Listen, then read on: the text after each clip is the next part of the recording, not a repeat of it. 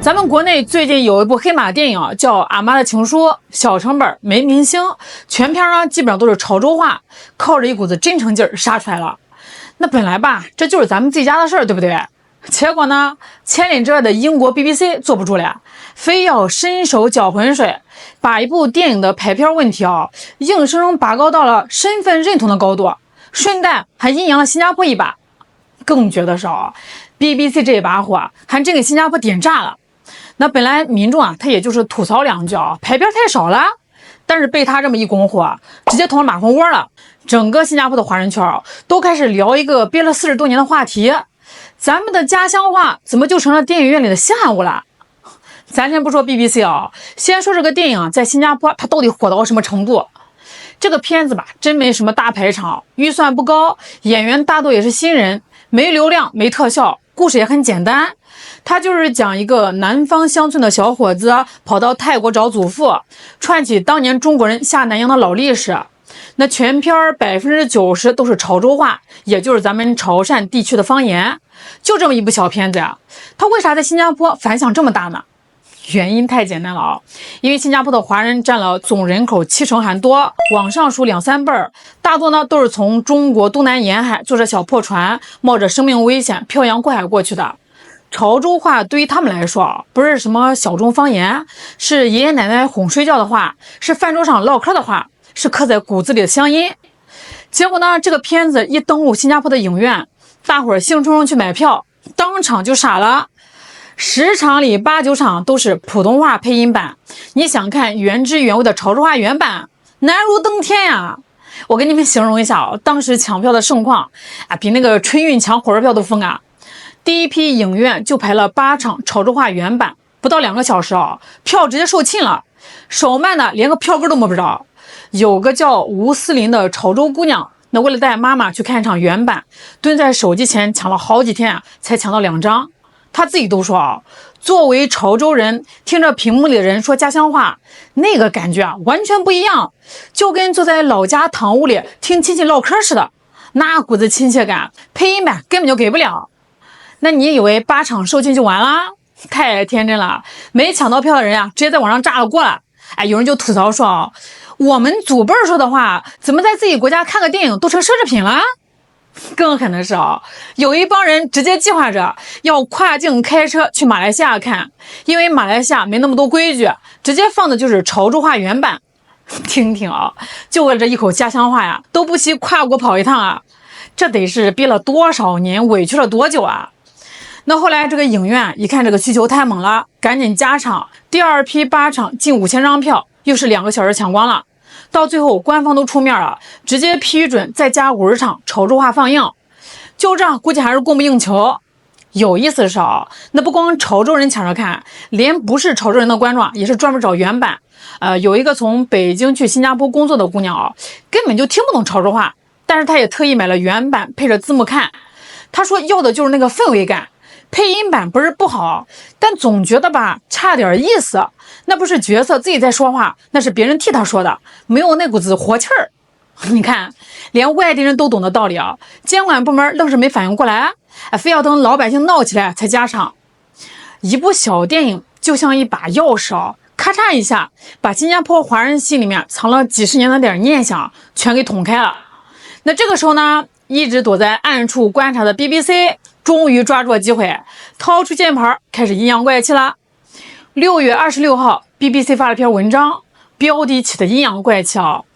一部在中国票房大热的电影在新加坡引发了关于身份认同的讨论。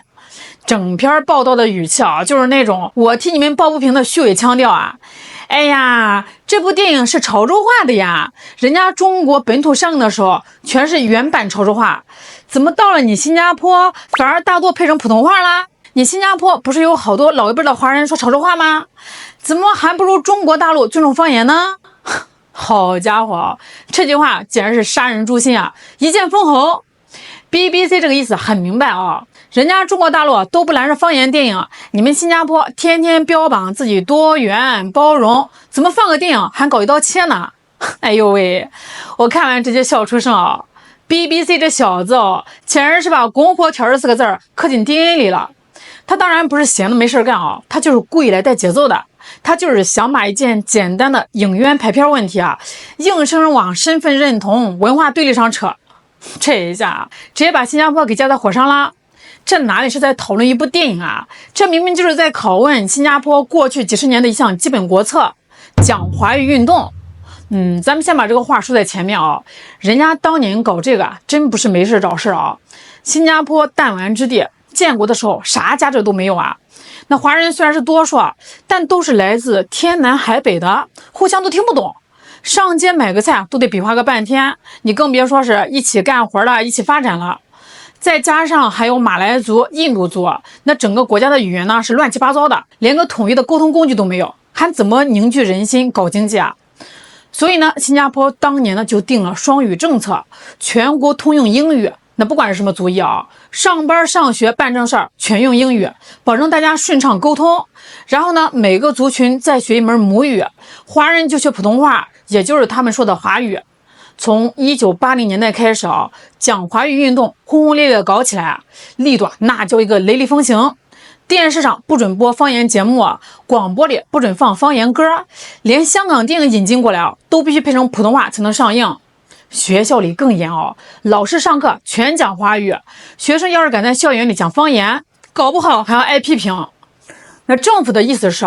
以后大家统一说英语和普通话，别整那些听不懂的方言。这个政策初衷呢或许是好的，确实让新加坡华人有了共同的语言，但是他们玩的太绝了，用力过猛了。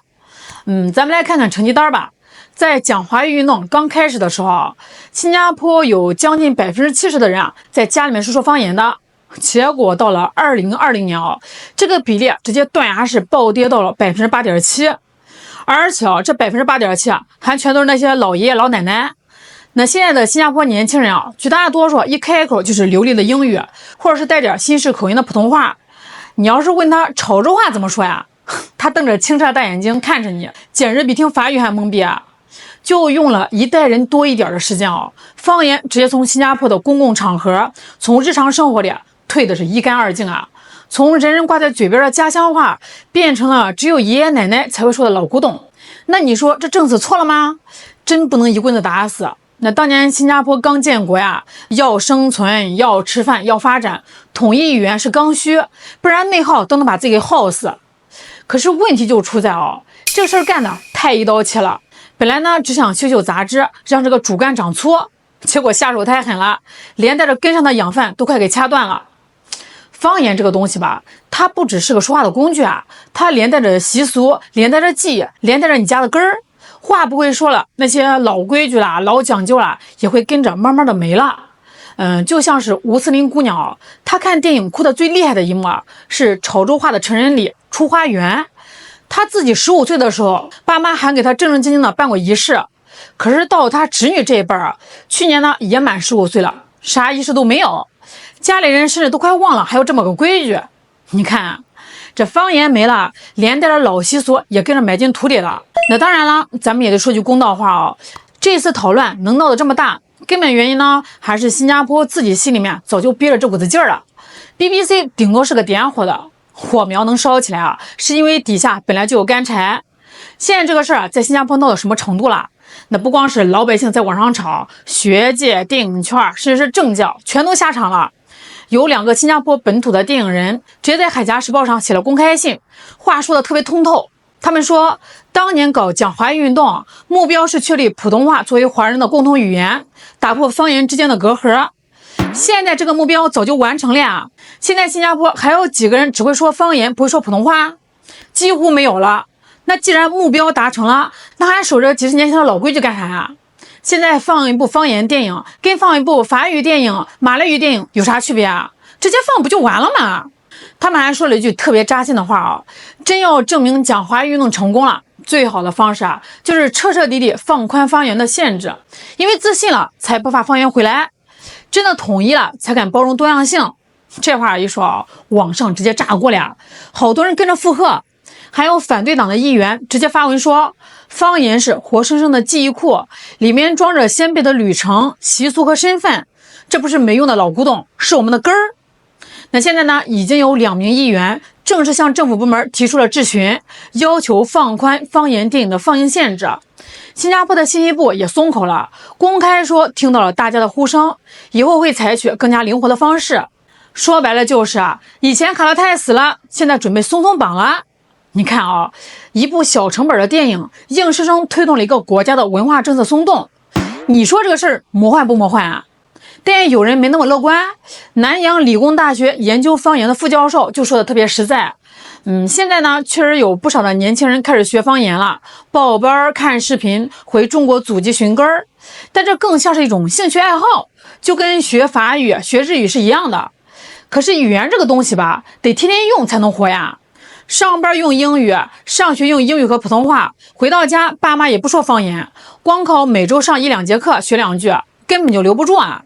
没有日常使用的土壤，方言就活不了。所以呢，他觉得这次电影引发的大讨论，与其说是方言复兴的开始，不如说是一场对失去的哀悼。大家都知道方言大概率是回不到当年的光景了，所以借这部电影大家集体的怀念一下，跟小时候的乡音，跟祖辈的日子好好道个别。其实呢，咱们国内的粉丝看这个新闻真的会有一种恍如隔世的感觉。在咱们国内，方言电影现有多坏咱们国家不仅不拦着反而是大力支持。因为我们知道，普通话是咱们走遍大江南北的腿，而方言是咱们永远回得去的家。好啦，今天就聊到这儿啦。那你是怎么看待方言的呢？评论区聊聊。我是小懒，咱们下期再见。